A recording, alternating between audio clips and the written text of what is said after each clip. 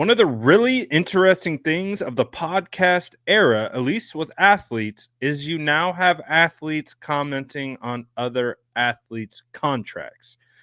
That's typically not something that would occur, right? Because that's kind of sacred ground. The whole theory is that every athlete should want the other athlete to get paid, regardless of they're on different teams or whatever, because when one guy gets paid, it helps everyone else. It raises the bar. And that's kind of been one of the, I think, ongoing conversations with the current quarterback market is it's like, maybe that's gone a little too far. Just because Dak got 60 doesn't mean everyone else should just kind of keep stacking up. And I get that. I get that part of the conversation. But it was pretty interesting to hear Patrick Peterson weigh in on this, right? He's a player. The 49ers played him last year in Pittsburgh. Purdy, I think, threw 2 touchdowns on him in that particular game. But he had an interesting comment while making a good point. Like it's pretty interesting. So take a listen to what he had to say right here. Something $50 million is what they're saying. You think he's a $15 million guy? Honestly, no. But you know what these quarterbacks are going for right now, that's kind of like the going rate. That's like the minimum. Let's take a look really quick. We just have a couple seconds. Let's take a look at the list. Where would you slot him in this list, Patrick? Last question for where would you're seeing that this is, the cost. Where would you put him? I mean, yeah, if you're looking at this, you got to put him above Trevor Lawrence. And honestly, he's gonna have to. Honestly, if you're looking at the numbers, he's probably gonna have to be above Josh Allen too because he's been in the Super Bowl. So he's getting at least 50.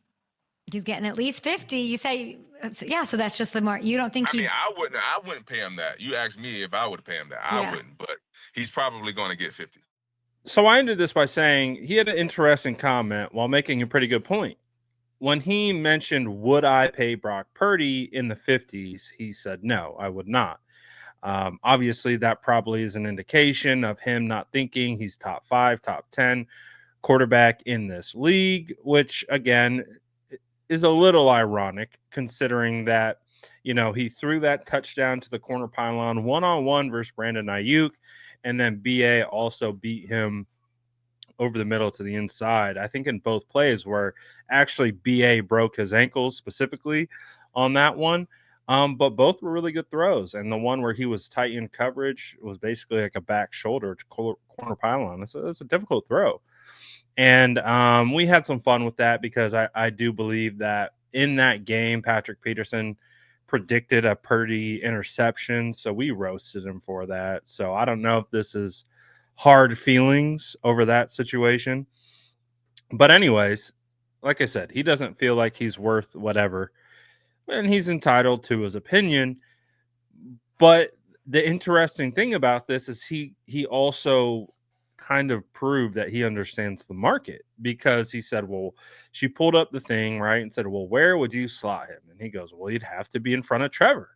And you're like, yeah, he would have to be in front of Trevor.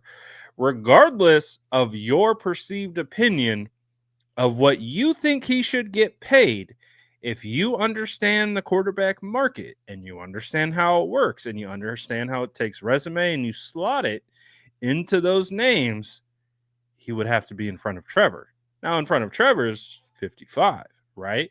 That's a lot. I get it. But so is Jordan Love's getting 55. There's a couple guys that are so, including Josh Allen. So, and like he talks about, he's like, oh, well, he took him to a Super Bowl. He's been an MVP finalist. And again, it's really interesting. It's a really interesting conversation because he identifies both things. He identifies not believing or not, I guess from his perspective, thinking Brock should get paid in the 50s. He wouldn't do it, I guess, if he was a general manager, while also recognizing where he should be slotted, which is in the at least mid 50s. So it's an interesting conversation. I'm not gonna lie. Like, so I think some fans perceived it as, him sliding him. I think it is kind of. He's basically showing why this conversation has been almost impossible to have, because I know a lot of 49er fans included are like, it feels like a lot to pay Brock Purdy. And it does feel a lot, especially right now. But again, You're not paying him for what you feel he should be getting paid. You pay him based on what the market dictates and what his resume has presented. Super Bowl, multiple conference championships, MVP finalist, Pro Bowl. Like, that is worth something. He plays a quarterback position, the most valuable position in the league. There's a reason why these quarterbacks get paid so highly.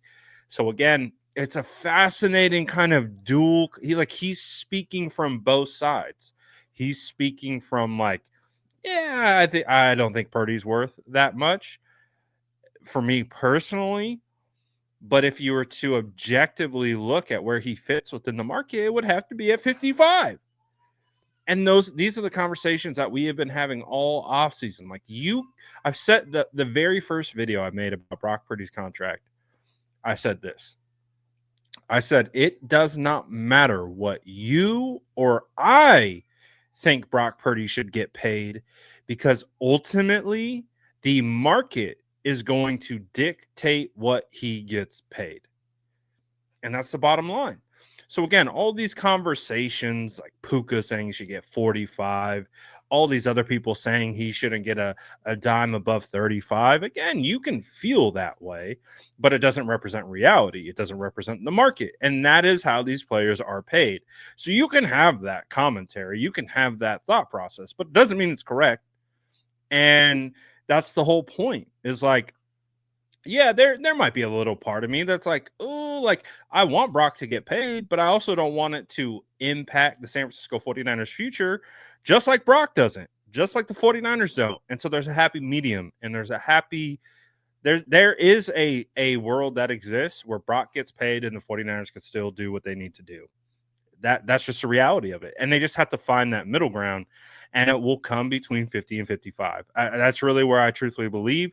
If it hits around 52, 53, I think the 49ers would be pretty happy about that. I don't know how happy Brock would be. I know 49er fans would be a little bit more happy than that, than hitting between 55 and 60.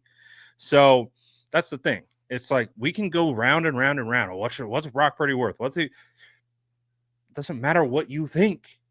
What matters is what his resume is and how you slot that. And it has to be above Trevor. And if the 49ers get anything below Trevor, I would say that's a value based on the market. But you tell me what you think. Let me know in the comments below. And as always, make sure to like and subscribe for more updates.